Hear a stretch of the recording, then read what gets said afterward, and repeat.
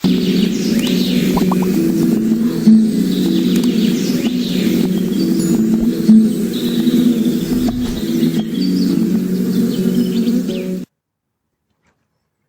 की एक वीडियो में बताया गया था कि एसएससी के द्वारा junior Hindi translator, junior translator और सीनियर हिंदी ट्रांसलेटर के बहुत सारी वैकेंसी निकली हुई हैं और ये नोटिफिकेशन कल ही आया था और कल आपको एक वीडियो के द्वारा ये सूचित किया गया था। आज इस वीडियो में हम लोग आगे की बातें करेंगे। जैसे कल की वीडियो में हमने एजुकेशनल क्वालिफिकेशन क्या होती है या परीक्षा पैटर्न डिस्कस नहीं किया था, तो इस वीडियो में सारी चीजें डिस्कस करने वाले हैं, तो आप लोग वीडियो को लास्ट तक देखिएगा। सबसे पहले एक बार फिर से महत्वपूर्ण तिथियों के बारे में बात कर लेते हैं। जिन विद्यार्थियों ने कल का वीडियो नहीं देखा है उनको बता दें कि इसके फॉर्म भरने की जो डेट है वो कल से शुरू हो गई है और 12 सितंबर तक इसके फॉर्म भरे जाएंगे। इसकी जो पेपर फर्स्ट और पेपर सेकंड 2 पेपर होते हैं इसमें, तो पेपर फर्स्ट जो है वो अक्टूबर माह में इसकी परीक्षा होगी। इसके बाद ये भी बताया गया था कल कि इसमें टोटल वैकेंसी जो है वो है 307। और अगर आयु की बात करें कि कितने वर्ष तक के अभ्यर्थी अप्लाई करने के योग्य होंगे, तो 18 से लेकर 30 वर्ष के बीच के सभी अभ्यर्थी इसमें अप्लाई कर सकते हैं। इसके साथ साथ एज रिलैक्सेशन भी दिया गया है। यदि आप SC ST से हैं तो आपको 5 वर्ष की छूट दी जाएगी। OBC के लिए 3 वर्ष की छूट है।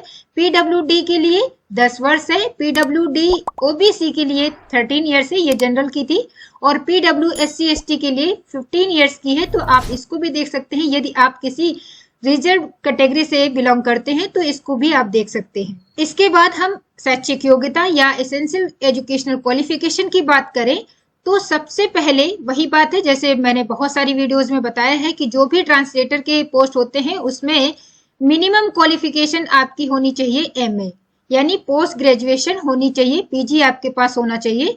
तो यहाँ पर भी इस पोस्ट के लिए जो बहुत सारे पोस्ट निकले हैं उनमें सब में आपको PG होना जरूरी है, लेकिन PG किस सब्जेक्ट में होना है वो यहाँ पर देख लेते हैं। यदि आपने हिंदी विषय के साथ में आपने MA किया हुआ है तो आपके ग्रेजुएशन में इंग्लिश सब्जेक्ट जो है वो एक कंपलसरी या फिर इलेक्टिव सब्जेक्ट के रूप में या फिर माध्यम के रूप में ग्रेजुएशन स्तर पर रहा हो तो आप इसको अप्लाई कर सकते हैं। यदि आपने MA हिंदी से नहीं किया है तो इंग्लिश में किया है तो भी आप अप्लाई कर सकते हैं, लेकिन उसके लिए कंडीशन ये होगी कि ग्रेजुएशन लेवल पर आपका सब्जेक्ट चाहे वो कंपलसरी रूप में हो या इलेक्टिव सब्जेक्ट के रूप में रहा हो या फिर एग्जामिनेशन का मीडियम हो वो हिंदी रहा हो तो भी आप अप्लाई कर सकते हैं। अब मान लो कि किसी ने जो PG है वो हिंदी विषय के साथ में या फिर इंग्लिश विषय के साथ में नहीं किया है, तो आप किसी भी विषय से PG आपने किया है तो भी आप अप्लाई कर सकते हैं, लेकिन उसके लिए आपका जो मीडियम है वो हिंदी होना चाहिए और इंग्लिश जो है वो एज ए कंपलसरी या फिर इलेक्टिव सब्जेक्ट के रूप में या फिर परीक्षा का जो माध्यम है वो ग्रेजुएशन के लेवल पर आपका रहा हो तो आप अप्लाई कर सकते हैं।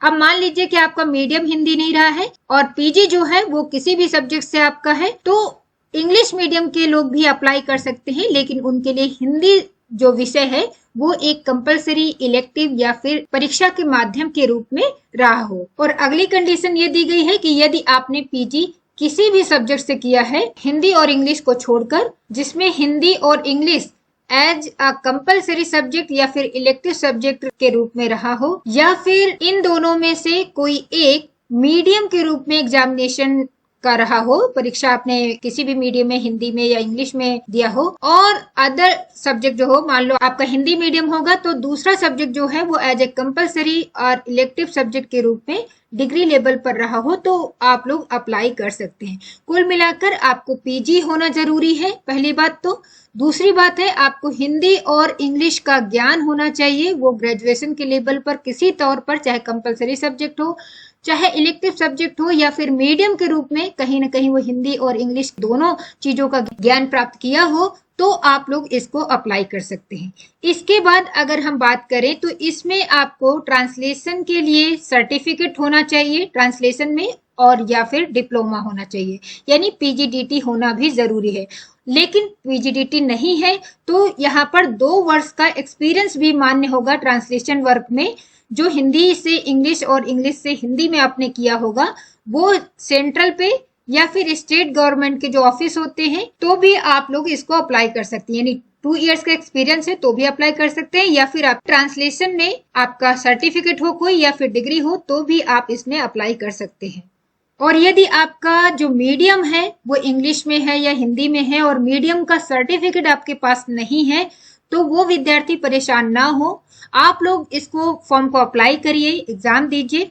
इसके बाद जब डॉक्यूमेंट्स वेरिफिकेशन होता है उस टाइम पर आपको इन सब चीजों की जरूरत होगी, तो उससे पहले आप लोग अप्लाई कर दीजिएगा और यूनिवर्सिटी से आपको उस मीडियम का सर्टिफिकेट मिल जाता है तो आप लोग उसको दे सकते हैं। यदि हिंदी मीडियम या इंग्लिश मीडियम के तौर पर वो इसको अप्लाई कर रहे हैं तो उन विद्यार्थियों को अभी से घबराने की जरूरत नहीं है। अभी आप फॉर्म फिल करिए और इसके बाद में आप लोग इसको फॉर्म को अप्लाई करके इसका सर्टिफिकेट भी ले सकते हैं। अब अगर परीक्षा पैटर्न की बात करें तो इस परीक्षा में 2 प्रश्न पत्र होते हैं, पेपर फर्स्ट और पेपर सेकंड के नाम से।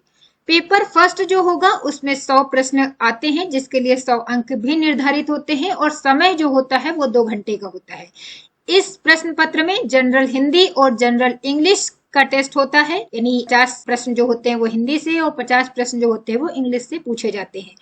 ये जो पेपर फर्स्ट होगा वो ऑब्जेक्टिव टाइप से इसमें प्रश्न पूछे जाते हैं। एमसीक्यू के तौर पर आपको ये प्रश्न पत्र हल करना होगा और कंप्यूटर बेस्ड मोड पर ये एग्जाम होता है। इसके बाद पेपर 2 होता है जो कि डिस्क्रिप्टिव होता है और इस डिस्क्रिप्टिव पेपर में ट्रांसलेशन और एसे से प्रश्न पूछे जाते हैं और जिसके लिए 200 अंक निर्धारित होते हैं। इस सेकंड पेपर के लिए भी 2 घंटे का समय दिया जाता है। तो ये परीक्षा पैटर्न है। अब देखें कि पेपर फर्स्ट और पेपर सेकंड में क्या चीजें पूछी जाती हैं। तो पेपर फर्स्ट जो होगा वो कंप्यूटर बेस्ड एग्जाम है, ये हमने पहले ही डिस्कस कर लिया है। और इस एग्जाम में जो सब्जेक्ट होते हैं वो हिंदी, जनरल हिंदी और जनरल इंग्लिश से प्रश्न पूछे जाते हैं और जो क्वेश्चन होंगे वो भाषा और साहित्य से प्रश्न पूछे जाएंगे। इसमें जो शब्दों का सही प्रयोग के बारे में प्रश्न होगा, फ्रेजेस और इडियम्स भी पूछे जाते हैं और भाषा को किस तरीके से सही रूप में लिखा जाता है, इन सब की योग्यता को चेक करने के लिए ये आपका पेपर फर्स्ट होता है। इसके बाद पेपर सेकंड जो होता है उसमें 2 तो पैसेज होते हैं जिसमें से एक हिंदी का और दूसरा इंग्लिश का होगा और दोनों को ट्रांसलेट करना होगा हिंदी और इंग्लिश में। और इसमें इससे भी पूछा जाएगा जिसको आपको हिंदी और इंग्लिश में लिखना होगा। तो ये पेपर सेकंड में होगा। इसके बाद हम बात करें कि यहाँ पर जो पेपर फर्स्ट होता है उसमें नेगेटिव मार्किंग भी होती है, यानी गलत क्वेश्चन के लिए आपको 0.25 मार्क्स काट लिए जाते हैं।